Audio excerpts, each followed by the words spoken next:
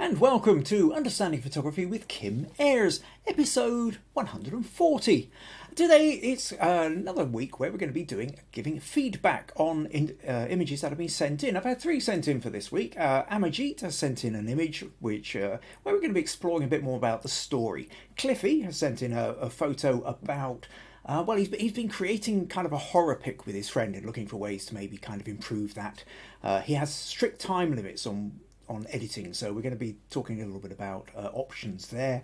And also Robert from Texas sent us a picture where he was trying to replace the sky, but it just wasn't quite looking the way he wanted it to. So these are what we're going to be exploring today. So here we are, live on YouTube. Leave me a comment, say hello, tell me where you're from, tell me what the weather's like. Let's get the chat started.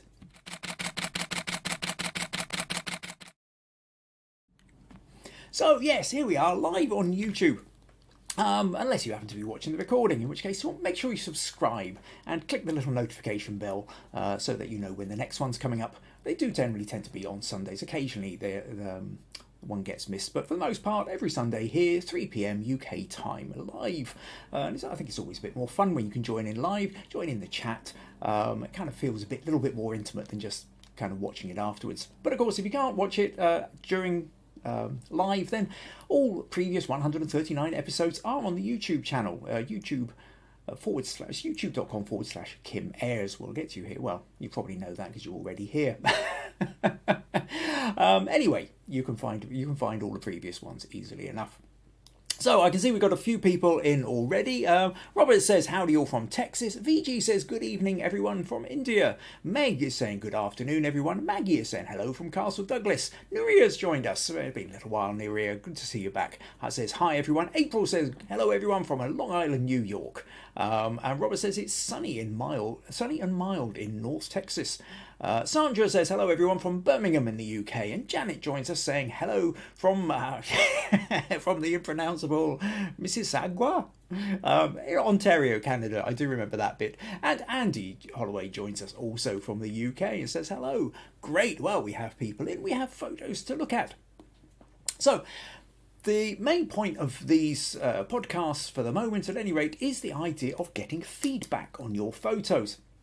It's one of the most difficult things in the world when doing photography is to be able to see your own photos objectively. When we look at our photos, when we take our photos, we're aware of everything else that's going on. We're aware of the sounds, the smells, the weather, the feeling of the shoes on our feet. There is the noises. There's the mood we're in. There's whatever it is we're trying to capture. There's what we've experienced during the day. All these things are there when we take the photo. None of these things are there when somebody else is looking at the photo. And so it gets very difficult sometimes to really truly understand whether what we think we've captured is actually going to go beyond our own boundaries. You know, we create photos, fine, we want to create a photo that we like, but we also create photos because we want other people to experience something. We want to transmit something to the viewer. We want them to feel something of the emotion or the mood or the story that we're trying to put across. And so the question is how well do we manage to convey that? And a lot of the time we run into sticking points for this. Maybe we couldn't work out the right camera settings to get the lighting that we wanted or the depth of focus that we wanted. Sometimes we're running into problems that the composition isn't really doing justice to the photo before us, to the image, the scene in front of us.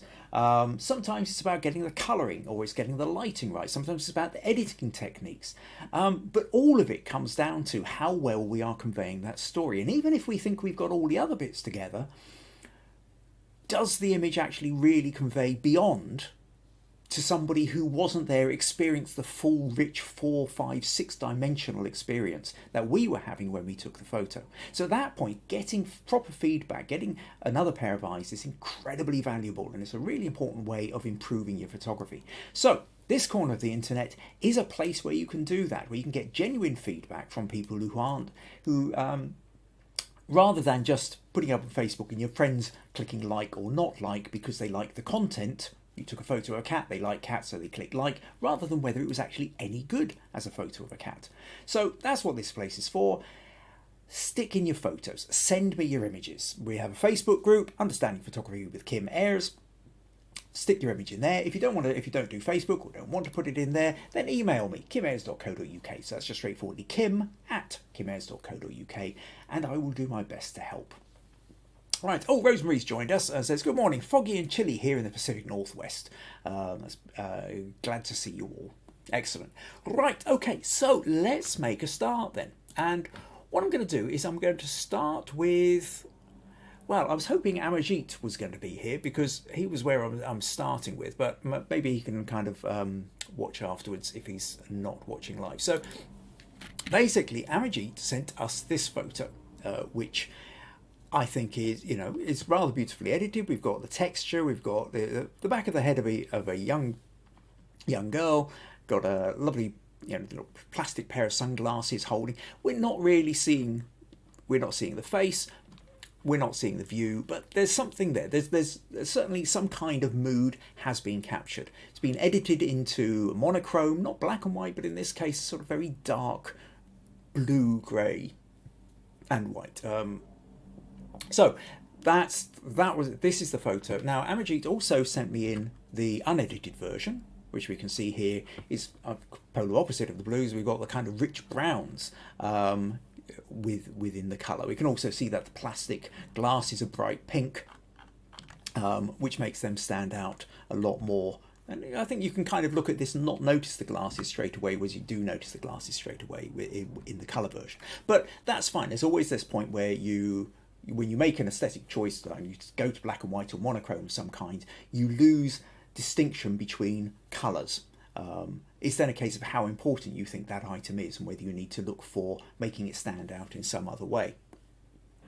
So if we go back to here, so let's go to what Amerjeet asked. So he said, what I'm looking for in this picture is eye-catching and what comes in mind when someone sees this for the storyline. For the storyline, this picture is captured near the Taj Mahal. Small girl looking for wonder of the world, which not seems clear in the picture. Thank you. So I think what Amerjeet is saying here is that, now, first of all, I will say there's no sense of whether this is near the Taj Mahal or not. And again, to a certain extent, that's one of those points whereby it might have been really clear and obvious to you, the photographer, isn't necessarily clear and obvious to anybody who wasn't there, doesn't know that bit of view, doesn't know that balcony. So if you're trying to express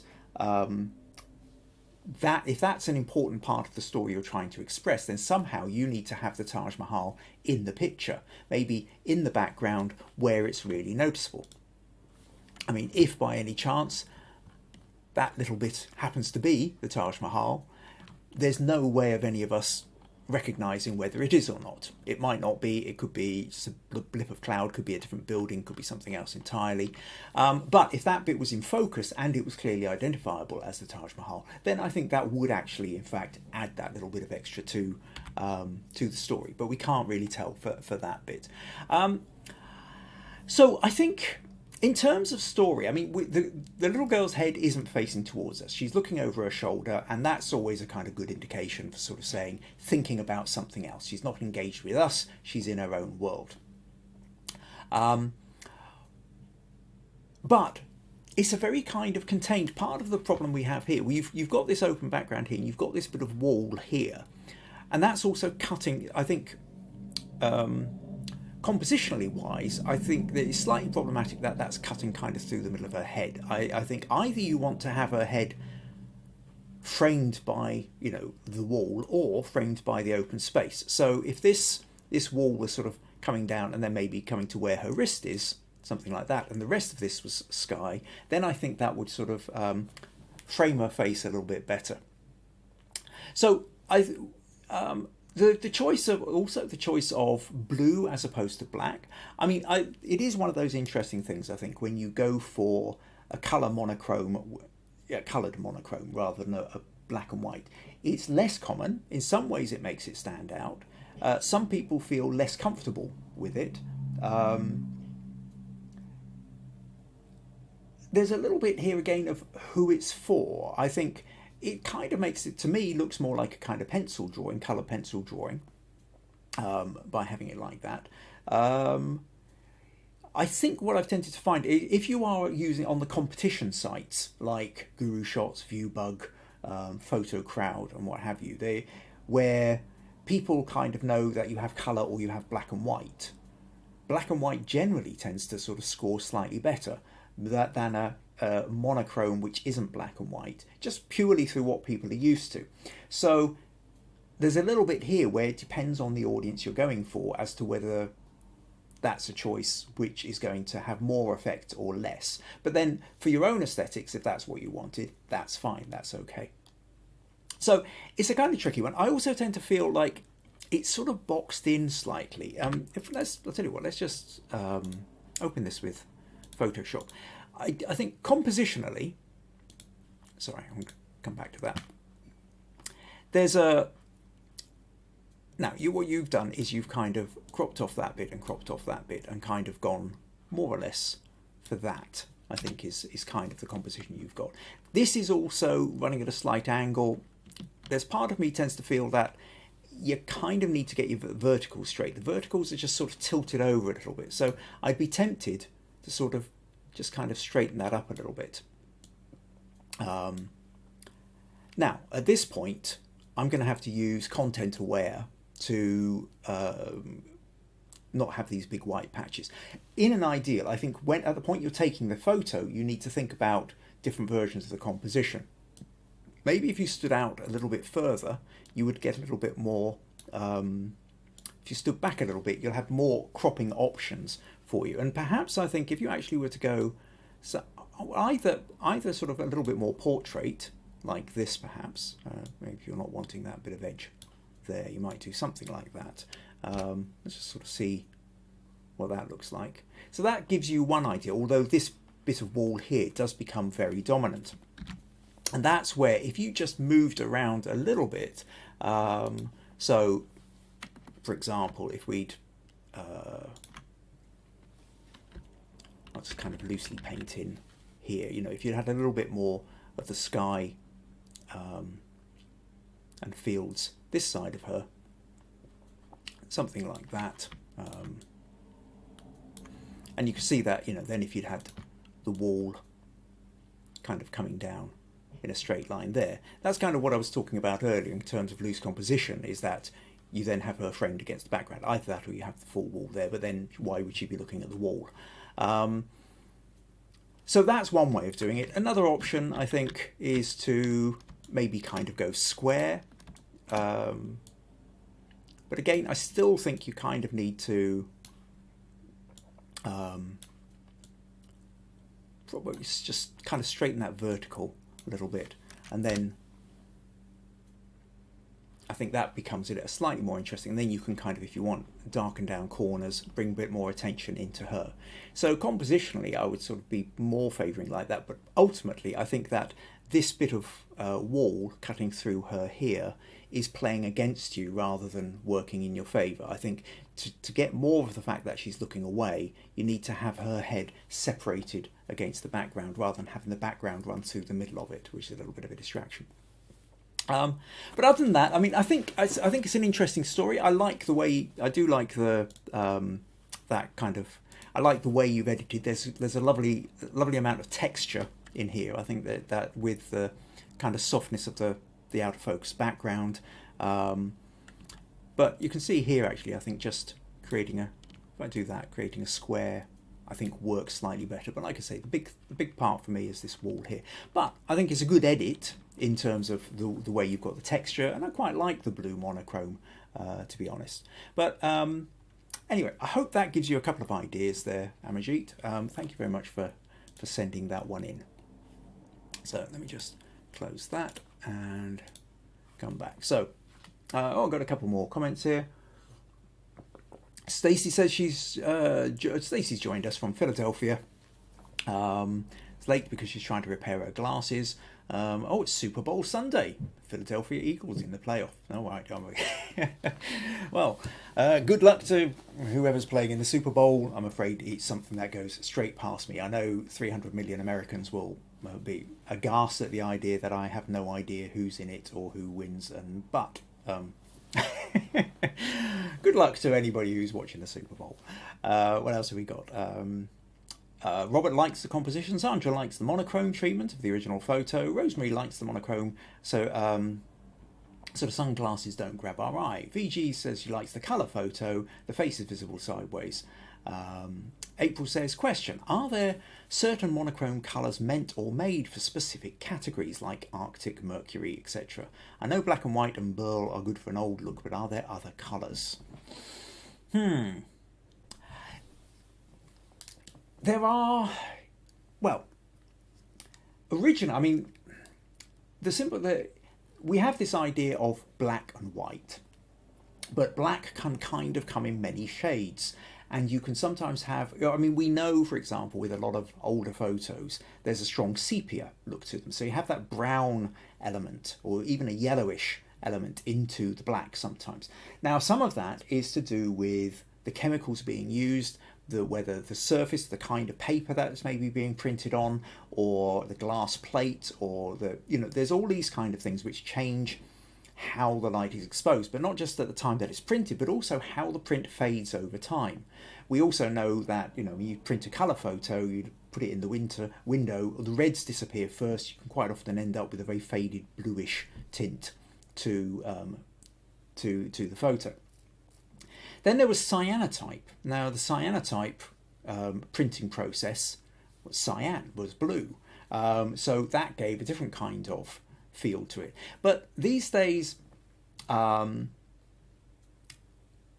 it's all digital, you can do anything you like. So if you want to age a photo, you can, or make it look more aged, you can give it a little sepia overlay. If you want to make it more cyanotype, you can give it this sort of slight cyan tint. But I don't know, beyond that really, there's room to play.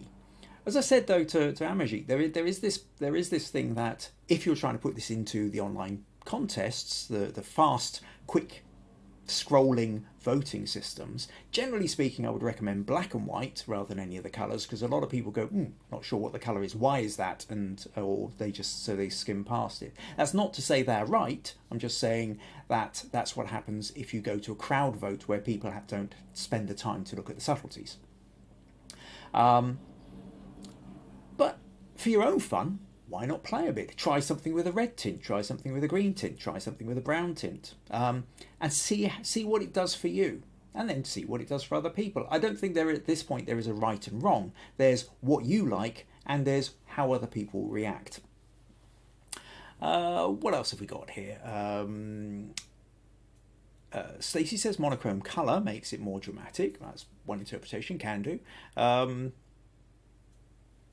Robert says, I thought Manchester was playing in the Super Bowl. Stacey says San Francisco versus Philadelphia.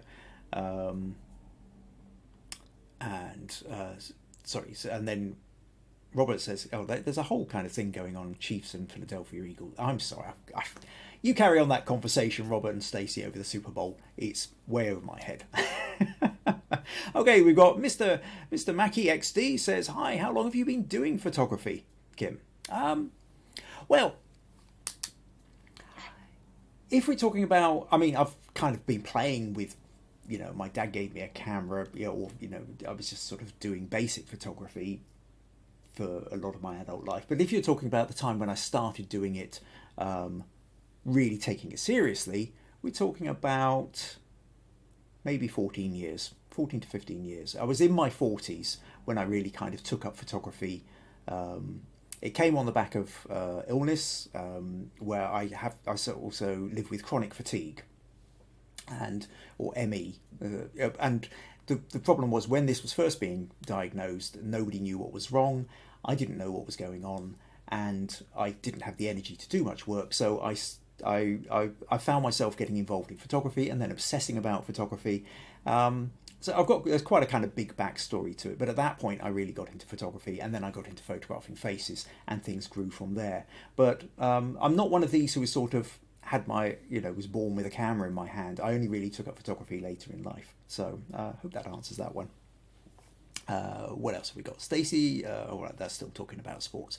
Right, April says, I would like to see one of your photos with one of the odd colours like Neo, Rouge, Zik, if you have one, Kim, in the future.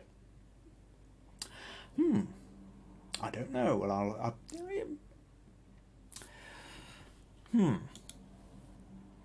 Okay, let me have a think about that one. We'll come back to that maybe, or maybe that's one to actually. I'll tell you what. Maybe put that in for a future one. Even send me put in a photo where we can play around with different interpretations of black and white, or remind me, put it in as a question for next week or another podcast, and then I'll fish out a photo which I think could be interesting to explore with different colour schemes. Right, okay, so what are we going to do now? We're going to move on to Cliffy. Now, Cliffy sent in this photo, going for the horror. And Cliffy said, it's a challenge by a friend to create a horror self-portrait. So this is what Cliffy looks like. This is his edited version. I don't think he tends to look like this every day. I don't normally see him walking around with a blood-stained axe. However, he says, a friend and I are hoping to complete a year's worth of monthly challenges. We take it in turns to set the brief, and you can spend as much time during the month to think and plan. The golden rule is that when shooting the picture, you are only allowed half an hour to set up and shoot the picture, and a further half an hour to edit. Now there's a real challenge. So they set up the challenge. They can think they've got all month about how they're going to do it, but when they actually go for it, they've got 30 minutes to then set it up, shoot it, and then just 30 more minutes to edit. I think that's a brilliant idea. I think when you put those kind of time constraints, restrictions on you, it forces you to really be as creative as you can in a short amount of time. And at that point, you can't go for perfection because you don't have enough time for perfection. But what you are trying to do is get as close to really getting the mood across as you can in a really short space of time. And I think that's a brilliant way of challenging yourself. So, yeah, great idea there, Cliffy. So he says, neither of us have any studio space, so the 30 minutes to set up and shoot includes the time it takes to set up light stands. God, that's really going to eat into it. The challenge for the February the 7th was a movie poster for a horror movie. 28 minutes for the raw file and 30 minutes for the edit. So this is what Cliffy ended up with. And I can tell by the kind of the way the textures come out. You've kind of been playing around moving the clarity slider on this and with the edit. What we can also see here, though, in terms of the quick edit, is I can see camera stands in the back, or background stands of some kind holding it. It's a little bit patchy where you've been trying to darken down the background so it doesn't get into place. We've got blood on the shirt, a little bit of blood coming off the axe, and then there's a couple of drops down here. My first thought with that is that the blood would be dripping vertically. It wouldn't be dripping at a diagonal. Once it sort of falls off the axe, it's going to fall straight down. Though I think I did question you on that, and you said you were trying to get a sense of movement, that if you'd been moving forward, then the blood drops would have been coming down. However, at the point they left, they would have still been kind of dropping vertically, if you know what I mean, rather than at an angle, unless there was a strong wind blowing it, which is another option. But we can't tell because your hair's too short to know whether you're being wind blown. Then we have a disembodied leg there, which you're carrying. So a fun shoot there, Cliffy. I think, to actually set this all up, including setting up your lighting, in 30 minutes and then just 30 minutes to edit it, I think you've done brilliantly. It's a lot of fun in that. A couple of things I was going to suggest, which really kind of come down to on the editing for ways, some really quite quick things to just enhance a little bit more what you're doing. Because just to show you as well, so you know, Cliffy doesn't always look like this. Here's the original. I don't know whose leg it is you've got. Is that your partner that you've managed to grab, or did you just get a stranger off the street and bring them over? And yeah, here we can now see the stand at the back, which has presumably got a black, it looks like there's a black backdrop behind. And so the only problem here, of course, is then your head isn't quite in the shot, and you've got the white part behind, which obviously is going to have made it more difficult editing that bit out. So your 30 minutes then to try and edit out the background itself is always going to be slightly problematic too. You've done it a little bit, but let me show you a couple of quick things that you could do to kind of enhance this, which really I don't think would have taken too much. Now, one of the things we've got, let's just, first of all, I'll tell you what, I'm going to duplicate that layer here. And let's just rearrange the workspace like that. No, I don't need that bit. Right, so we've got this here where we can kind of take a look a little bit better. And this background is kind of, it's a bit patchy with the way that it's been black, but a quick way of kind of speeding this up a bit, having gone to the point you have. What I would say first is, well, what I would say is your quick way is to use the burn tool. And if you set the burn tool to shadows, and what I'm going to do is maybe set it up to something like 30, then I can quickly darken down the background. But it's a little bit patchy, so it's difficult to see what bits need to be broken down. And here what you can do is if you set a separate level for curves, and then what I'm going to do is I'm going to pull that up and lighten everything. So now we can see the background more clearly and we can see the patchiness. Now I'm not going to put the burn on the curves. I'm now going to, this is just a temporary layer so I can see what's going on.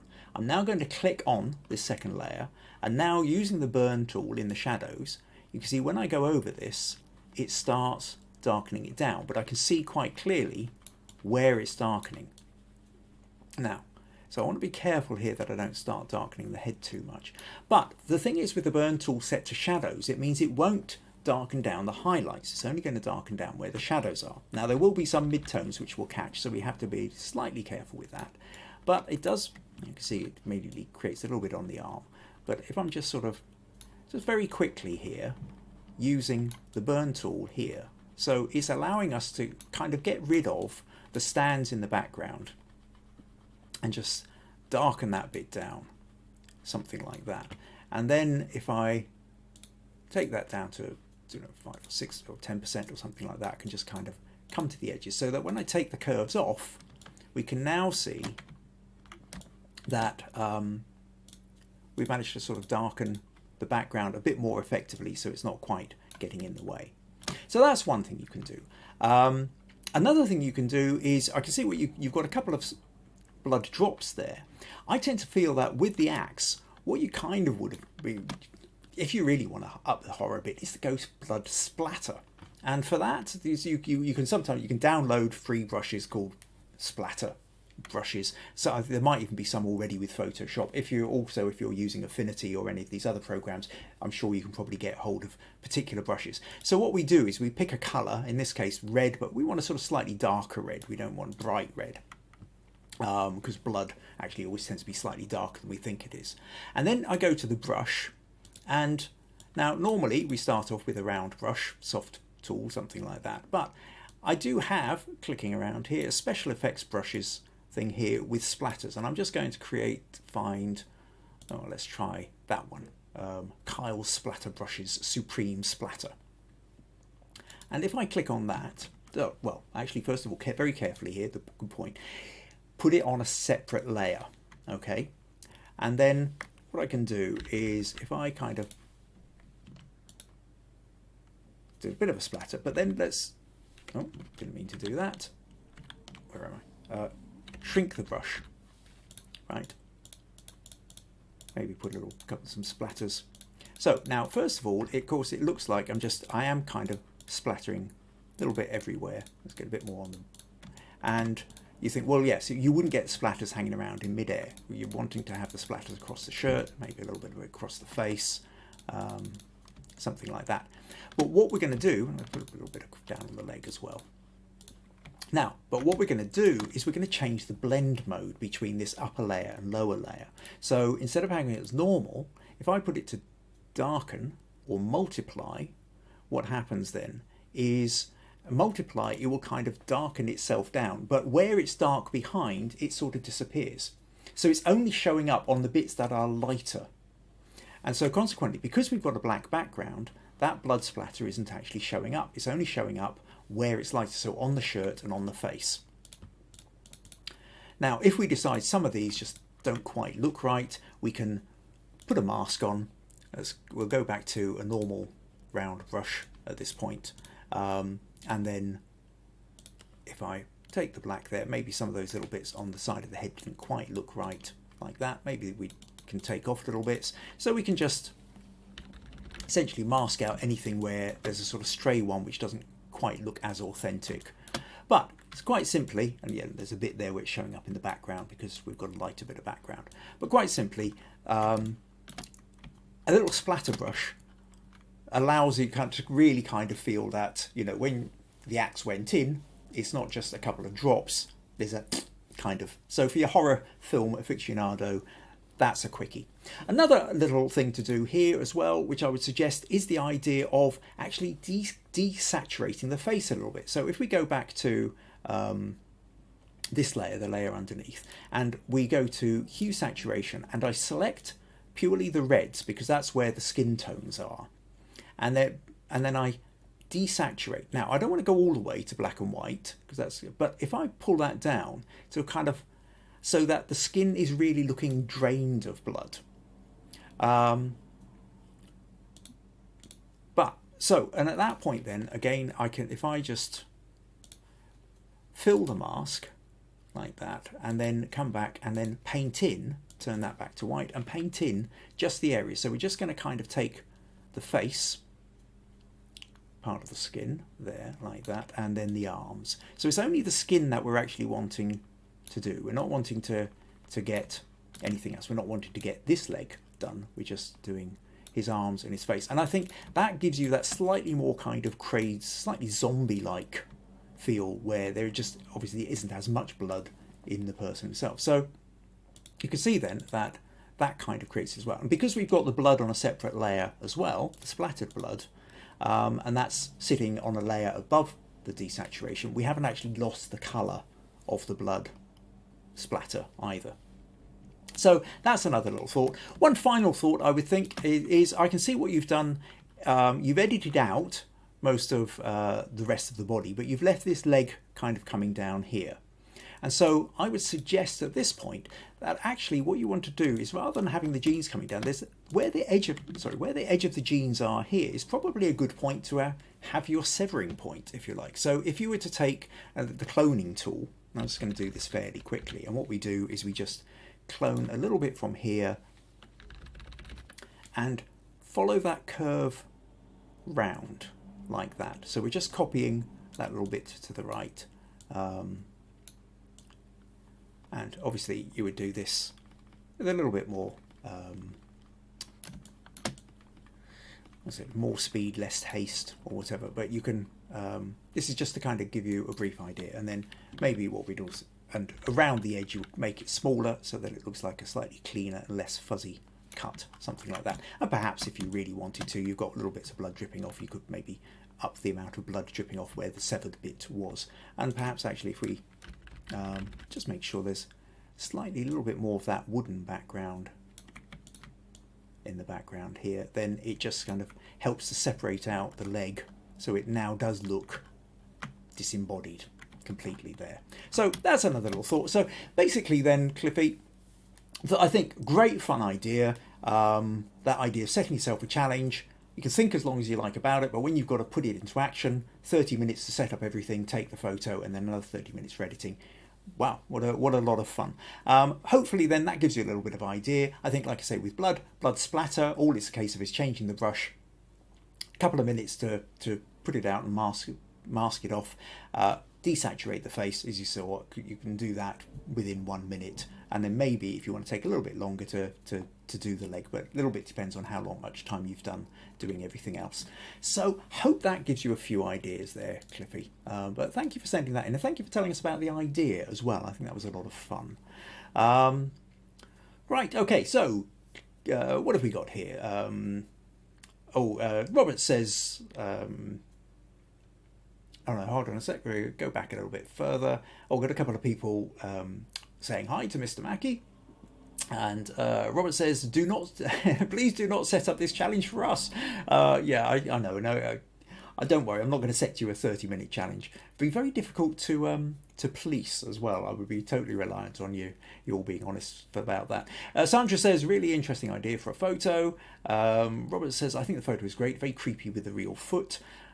Stacey says, scary photos. Rosemary says, love the monthly challenge idea. You set some difficult parameters, but that's great. The way the shadows create downward angles on your face makes you look menacing along with the leg. Ew. April says, creepy indeed. Rosemary says, excellent tip with the temporary layer to allow us to see what it is to burn. Yeah, I've used that one quite a lot, where you just, like I said, create a temporary curves layer, brighten everything up, allows you to see where to burn. Or likewise, I've done it the other way round, where I've set up a temporary layer and darkened everything in order to know what to dodge. If I'm wanting to get a white background, because the background's not really white, it's sort of slightly creamy, but I want to kind of make it clearer, then I've sometimes done the opposite thing with the curves to do a dodge to get the white background whiter. So that temporary layer in order to get what you want, and then you remove that again, is it's a useful one to know. Robert says, I've always had trouble darkening the background. This technique looks amazing and easy to do. Sandra also likes the background technique. VG says, creepy yet? And a great tip. Robert says, very creepy. Nuria says, love the blood splatter. Mr. Mackey says, I'm trying to get into 35mm. Are you purely digital these days? Personally, I am purely digital. I think well, it kind of depends what you want to do. The reality is, I'm a professional photographer, the amount of time it would take to take the photo, not be able to see what I've got until I've actually developed the photos, then spend the time developing the photos, it's just not practical. It is not practical. When I'm out on a photo shoot, the ability to be able to go click, see in the back of the camera or tethered to a laptop or a tablet, and instantly know whether it's in focus, whether the right bit is in focus, whether it's lit in the right places, whether there's somebody standing in the wrong place that I need to get out of the way that I hadn't noticed who creeped into the edge of the photos, or that there's a camera bag sitting where it shouldn't. All these kind of things is brilliant, and it cuts down my time massively. Also, the editing, because I'm editing digitally, if I took the photos on film, I would then have to scan the film to put it in the computer to edit it, again, would slow everything down. So for me, and I think for most people, the digital is the easier, quicker option. Now, that's not to say there isn't merit in film photography, but you have to come at film photography with a different mindset these days. I think film photography is for the enthusiast, and you can be very arty and creative with it. You come at it very much more as an artist creator rather than necessarily. I mean, sorry, 20 thoughts coming in at the same time. I consider myself an artist creator with the digital photography. I think, but also but I can also be a professional commercial photographer. It's very difficult to be a professional commercial photographer if you're using film in this day and age. I think you can only do it as an art project. I think it's rather like there are people who also do glass plate photography. Okay, so at that point, you're painting your glass plate with silver nitrates, you're putting it in, you're getting one single shot, you're developing it. And I've had my photo taken like that by an enthusiast who was doing it, and it's magical, absolutely magical. And you go, wow. And part of me would love to have a go at doing more of that. And you have an old style camera with an old style lens, and it's beautiful. But it is so time consuming, would have to be a hobby. And I don't have the time to pursue that. But just as you can see that would be the case with glass photography, I think it's the same these days with film photography. Go for it if you want to do it. Your rules of light and composition and storytelling, everything that you would do with digital photography, all apply. But then these things also apply if you were to paint. All the rules I talk about with lighting and composition in photography were being understood by the old masters 400 years ago. So composition, light, storytelling, these are your tools for the final image, or to help you get to a strong final image. How you get there, whether you want to do it digitally, whether you want to do it on glass plates, whether you want to do it with film, is then kind of a choice as to where you want to go. But if you want to give it a go, then absolutely go for it. Right, where are we? Okay, Picture Station. Now I think that's Amerjeet. So Amerjeet, welcome. I think you... However, I have already talked about your photo, so when we get to the end of this, rewind, go back, take a look, and you'll see my review of your image. And Mr. Mackey says, I understand completely. Excellent. Right, okay, so let's move on then. So last one I want to talk about now is Robert. Quick reminder, I will say to anybody who's watching, if you enjoy these podcasts, if you would like to support them in some way, then buymeacoffee.com is one of the ways you can do it. If you find these entertaining or useful or whatever, buymeacoffee.com/Kim Ayres. Just go there and buy me a coffee. I always like coffee. That's one of the ways you can support. Another way as well, bring your friends along as well. If you're doing photography and you enjoy photography, I'm sure you've got friends who enjoy photography who would also benefit from this podcast. So bring them along. Right, okay, so where were we? So Robert, yes, so now Robert sent in this photo and said, I took this in 2021 in Arizona. Not sure if the edits are good. I tried to replace the sky with a gradient colour, but I think the yellow looks fake and I don't know how to fix it. Let me know what you think. So this is Robert's, a fantastic Arizona piece of landscape there. But the sky, so you've replaced the sky and without a doubt the sky looks false. There's just something about it that it doesn't look quite right. And now you've not placed it with a single colour, which is often something where people go wrong. They take a single tone and bam, the whole thing goes up and it just looks unnatural. We know the sky gradates, and sometimes it can kind of get a bit kind of yellowish on the horizon, but this is midday. This isn't a sunset kind of late afternoon. We can see the shadows there's a bit of shadow coming down here, but the sky, the sun's still very, very strong, creating strong shadows. So we're not going for long shadows and soft yellowy skies. They will be fairly blue, but it will still fade down at the edges. So this is the problem that Robert's up against. So Robert did send me the original raw file, so we'll just open that up. Here we go. Now when we take a look at the raw file, we can see that it's actually quite a hazy hot sunny day as well. So first thing we'll do, we'll just kind of go in here, a little bit of noise reduction, or don't really need to do much, but if we go back to the basic here, if we grab the dehaze, you remove it to the left, it makes it more hazy, move it to the right, and you can see it's dehazing somewhat. Now it is kind of making the colours slightly stronger here. We'll up not the contrast, let's take the clarity a little bit. Well, maybe we need to bring a little bit more detail at the shadows, a little bit of texture, clarity, something like that, to just kind of give us a little bit more in the rocks. Perhaps then again but actually what happens if we do auto, the colours have kind of become a little bit strong. I will take the vibrance down a touch there because it does tend to feel slightly overcooked, but let's play with that then. We'll just take that and open that as is, and then once that's opened I'll close that one of Cliffy because we don't need that anymore. Now the other bit you've got here, so you've cropped in, you've take that out. We don't need, I think you were sort of coming to about here. We don't want necessarily these signposts or the gate in the way. So, and I think you're putting in to kind of get something like that as your composition. So we'll go with that, and then where are we? We'll take the healing tool and we'll just take out this lamppost here because that's kind of grabbing the attention without adding anything to the story. Do we want that house and car out? I think if you do have a few buildings over here, top of a sign there, we'll just take those bits out. We'll leave those bits of building in because I think you did, and it gives a certain sense of scale. So what we're up against though is the fact that you're wanting to replace the sky. And the sky you did just felt too vivid. And I think what happens here is, well, because it's a very hazy day, and we've taken the haze down, but the sky looks dull. It doesn't look as strong as it would have on the day. We would have looked up and seen a much bluer sky down towards the horizon. We're not getting those blues. So we go, aha, I'll change the blue. And the problem we have then, I think, is very often trying to work out what shade of blue we want. So we come here and we click here and we go, well, I know what a sky looks like. I look at the skies all the time. It's blue.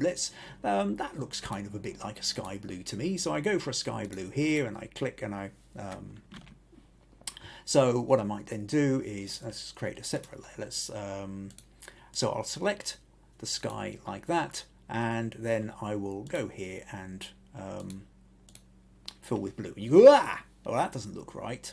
Oh, maybe I need to gradate it. So, and it looks sort of slightly yellowish on the horizon. So over here, I'll grab a little bit of yellow, and then I'll make this a gradient. And oh, that definitely doesn't look right. It needs to be more like that at the horizon. Ooh, yeah. And nothing's quite looking right. The colours look false.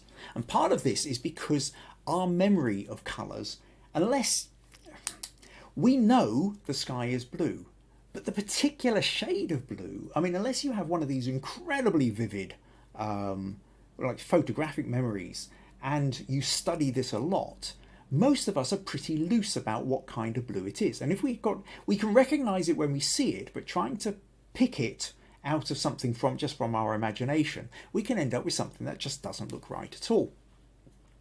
So the way to do this is, what I would suggest is to pick a photo where you already feel comfortable with the color of the sky. Now, what I'm going to do here to show you what I mean is, here's a photo taken in the Moroccan desert, right? So we're in a kind of sort of desertish kind of thing. There's got sky, there's a bit of cloud in this one, which there isn't in yours. And what we can see here is we have that sense of it looks darker at the top and it gets paler as it goes down. And in fact, there's even a kind of sort of slight yellowish tint in the bit of cloud there. But that yellowish tint is in the cloud rather than the sky itself. So what I would say is the thing is that this sky feels like a natural colour. This one's an unedited photo. I do have an edited version of it, but I wanted to go with an unedited photo because I want to open that in Photoshop, not in Photos, right? Because what I want to show you now is what you do is we use the colour picker from a photo that you're already comfortable with the colour scheme of the sky. You don't want to I'm not going to replace the sky with this because your sky didn't have clouds in it. You don't want to have clouds in it, but we do want the colour. So I'm going to take the over colour here, the foreground colour, and I'm going to pick up at the top here. And what we can see is actually, apart from what I thought was a fairly obvious shade of blue, maybe I'll go for that, it's actually slightly greyer blue than I would have naturally thought it was, but that's okay, let's go for that. And then the bottom, underneath here, I'm going to go down close to the horizon and I'm going to pick out a paler blue like that. So see, I'm going to come in here and then just pick one of these pale, which again has slightly much more of a kind of greyish tint to it, but let's kind of play around a little bit until I feel comfortable. Well, that's a definite blue there. So I'm going to take that. So now, oops, I've done this the wrong way around. Let's go back here again and pick that darker blue. Okay. So now what I've got is I've got my top color and bottom color as these two shades of blue as picked from a sky which I feel comfortable with. Okay. So now I come back to here. We come back onto our second layer, and what I can do is I can now do the gradient map where I can go from dark to light, something like that. So I will take the darkest point and have it up near the top of the photo, and I will take the lightest point to just that bottom bit of horizon there. Make that straight, and now we can see we've got this. Now let's flick back over to here, and whether you use the select, well, okay, let's do that. There's actually a select sky option in Photoshop, which, there you go, it's selected it. Now I can go back to here and I can click the mask and we have the sky in. And that sky, I would say, looks a little bit more natural. Okay. If you want, you can then, because it's on a separate layer, you can drag it down. We can go from the original to our replaced sky. So if you for your personal feeling, kind of feel that it's sort of somewhere in between, you want to keep something like that, or you might feel maybe I want to have a little bit more around the edges. What you could do with the mask, let's go to black here, go to the soft brush, make a very strong, like wide soft brush, and then just very lightly, you can do that kind of thing, or maybe take that down to something like 28%, and then that allows you to kind of gradate very slightly around until you feel you've kind of got a happier kind of, and then again, you can still drop that back, move that around until you feel you've got something where you go, actually, you know what, that sky to me looks more convincing than, let's close that, than that sky, which just looks too vivid. This has much more of a kind of naturalistic feel to it, I think. So I hope that helps you, Robert. So basically a takeaway from that is the idea of finding a real sky or a photo of a sky where you feel comfortable that that has the natural kind of look that you want for the conditions you want. I mean, I picked that desert photo because, I mean, it might have been the Sahara Desert, but the Arizona Desert is probably better than me picking a sky from a Scottish winter where the colours are going to be subtly different. But pick a photo that you feel has the right kind of conditions and the right kind of sky you want, and then do that gradient that way. Right, okay, so more comments here. April says, love it, Arizona is amazing. Mr. Mackey says, great texture on the Rocky Mountains. Meg says, incredible photo, Robert, and I really like the details in the rocks. Stacey says, nice landscape. Rosemary says, if you follow the shadows, don't they point to the direction of the sun?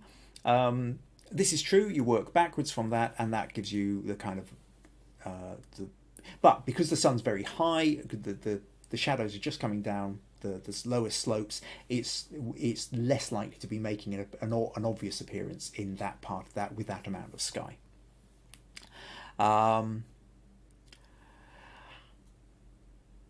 Robert says, perfect substitution for sky. It's like my mind is picking an overcooked sky versus a real one. Yeah, well, that's it. Yeah, like I say, in our heads, we know the sky is blue, and so we tend to make it that bit more vivid than it probably is. Sandra says, masterclass on how to replace your sky in your photo. Well, it was particularly easy because it was just a very obvious outline, but yeah, that's probably the easiest kind. There are other ways to do if you've got trees in the way, but we can talk about that another time. Rosemary says, yes, the replaced sky is very believable. April says, I love the last edit, beautiful natural look. And Nuria says, that's one of the things I struggle with too. Great feedback. Excellent. Right, well, thank you very much to everyone. So next week we will be, there are spaces now. I will do between 4, maximum 5 slots. So if you have any aspect of photography you would like feedback on, or you have questions, then send them to me. Ideally by Friday. That really kind of helps me, gives me a little bit of time to work out my response. Even better if you can do it earlier, send me your images by Wednesday. The ones that come in earlier are more likely to be included in the podcast. So if 6 people send one to me, then I'll only be able to pick the first ones. So either the Facebook group, if you haven't joined it already, Understanding Photography with Kim Ayres, go find that. You can stick your image in there, or you can email me, kim@kimayres.co.uk. But tell me what it is, what your sticking point is, and what kind of help you're looking for with the photo, and I will do my best to help. If you found these podcasts useful, interesting, entertaining, and you would like to support them in any way, then one way is buymeacoffee.com/Kim Ayres. And of course, don't forget to subscribe and invite your friends. So thank you very much to everyone who, to Amerjeet, to Robert, and to Cliffy for sending in your images, and thank you even more to everybody who's turned up and it left comments and got the chat going. Right, that's it. Yeah, a couple of comments in there saying have a great weekend, enjoy yourselves, and yeah, now hold on, what do I need to do? I need to go over there and press that one. Have fun, send your photos in. I look forward to seeing you all next week. Take care, bye bye.